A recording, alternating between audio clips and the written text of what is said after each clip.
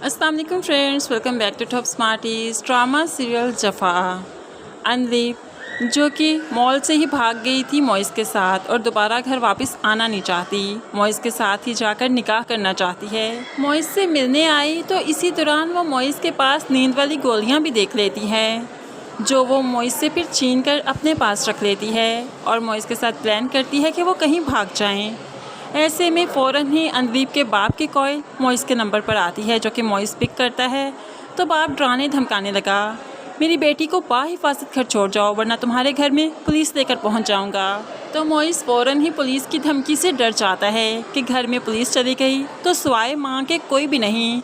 इस तरह से वो तो बुरी तरह से जलील हो जाएंगे, इसलिए वो पुलिस से डरते हुए यहाँ पर अनदीप को उसके घर छोड़ देता है। घर आई तो माँ बाप बहुत नाराज़ थे अनदीप से, लेकिन अनदीप को किसी की कोई परवाह नहीं। माँ तो जल्दी से नमाज़ पढ़ते हुए अनदीप पर फूंक मारते हुए कहने लगी, सीधी हो जाओ, अभी दम करती हूँ तुम पर।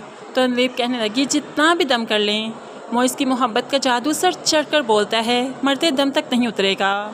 माँ तो तौबा तौबा करने लगी, क्या हो गया आजकल के बच्चों को, तुम्हें कभी मारा नहीं ना, इसलिए तुम्हें फ़र्क नहीं पड़ा, तुम्हें एहसास नहीं हुआ कि माँ चीज़ क्या होती है। तुम्हें भी मैंने मारा होता और तुम भी इस तरह से मेरे सामने ज़बान ना चलाती। माँ तो 2-4 थप्पड़ लगाती है अनदीप को, लेकिन दूसरी तरफ नुमैल बहुत परेशान है क्योंकि वो मॉल में अनदीप को देख चुका है, जो काफ़ी डिस्टर्ब है। नुमैल को लगता है अनदीप इस शादी से खुश नहीं, इसलिए निम्रा से कहते हुए अनदीप के घर फ़ोन करवा देता है, जिस पर निम्रा अनदीप की माँ से बात करते हुए कहने लगी, मुझे अनदीप से बात करनी है, क्या बात हो सकती है। तो अनदीप और माँ यहीं पर मौजूद थी, लेकिन माँ कहने लगी, हाँ बेटा क्यों नहीं बात हो सकती।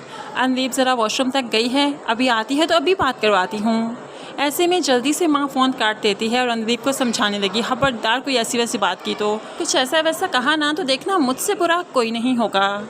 अब यहाँ पर स्पीकर पर फ़ोन डालते हुए माँ अनदीप की बात करवाती है। अनदीप तो बस रोने लगी। नुमैल ने बात की तो नुमैल कहने लगा, आप मॉल में मुझे काफ़ी डिस्टर्ब नज़र आ रही थी, क्या हुआ आपको, क्या शादी से खुश नहीं।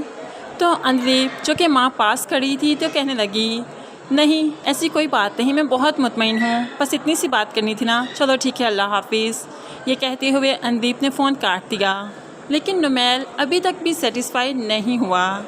आखिरकार शादी का दिन भी आ गया। अनदीप दुल्हन बने बस बैठी ही थी और रोए जा रही थी। ज़ारा आती है तो ज़ारा से कहने लगी, तुमने मेरे साथ अच्छा नहीं किया, देखना मेरी बद्दुआएं कभी तुम्हारा पीछा नहीं छोड़ेंगी। तो ज़ारा हैरान हो गई, दीपू तुम मुझे बद्दुआ दोगी, नुमैल बहुत अच्छा इंसान है। तो दीपू कहने लगी, मैं बद्दुआ नहीं दे रही, मेरे दिल से निकल रही है, मैं क्या करूं, मैं भी मोइस के अलावा किसी को एक्सेप्ट नहीं कर पाऊंगी। तुमने मेरा साथ दिया होता तो आज हालात कुछ और ही होते। अब यहाँ पर दीपू ने जो बद्दुआ दी तो ये बद्दुआएं सारी उम्र ज़ारा का पीछा करेंगी। ज़ारा जो कि खुशियों के लिए तरसती रहेगी, लेकिन खुशियाँ उसे नहीं मिलेंगी, बिन मौत ही मारी गई ये ज़ारा बेचारी। तो आखिरकार मोइस भी अपने फ्रेंड्स के साथ अनदीप की शादी में आता है। यूनिवर्सिटी फेलोज़ हैं और फेलोज़ जब शादी पर आए तो साथ में मोइस भी आ गया।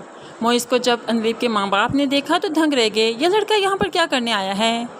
बाप की तो हैरत की इंतहा न रही कि यहाँ पर कोई हंगामा तो नहीं करेगा, लेकिन मोइस तो यहाँ पर कोई हंगामा नहीं करेगा। लेकिन हमें ऐसा लगता है अनदीप जो नींद की मेडिसिन ले आई है वो ज़रूर हंगामा करेगी, जैसे तैसे करके वो यहाँ से रुखसत तो हो जाएगी, लेकिन नुमैल के साथ रिश्ता बनाने के खौफ से वो मेडिसिन भी खा ही देगी, ताकि नुमैल उसके करीब ना आ सके, कोई रिश्ता ना बना सके, कोई बात ना कर सके, जिसकी वजह से आनन फानन फिर अनदीप को हॉस्पिटल भी ले जाया जाएगा। फ्रेंड्स आपको क्या लगता है, अनदीप ये हमाकत करेगी क्या, ससुराल में जाकर वो मेडिसिन खाएगी नींद की या नहीं, ज़रूर कमेंट्स में अपनी राय का इज़हार कीजिएगा। मज़ीद वीडियोज़ के लिए चैनल को सब्सक्राइब करके साथ बेल नोटिफिकेशन ज़रूर प्रेस कीजिए, ताकि आने वाली हर वीडियो बहुत आसानी से देख सकें। अल्लाह हाफिज़।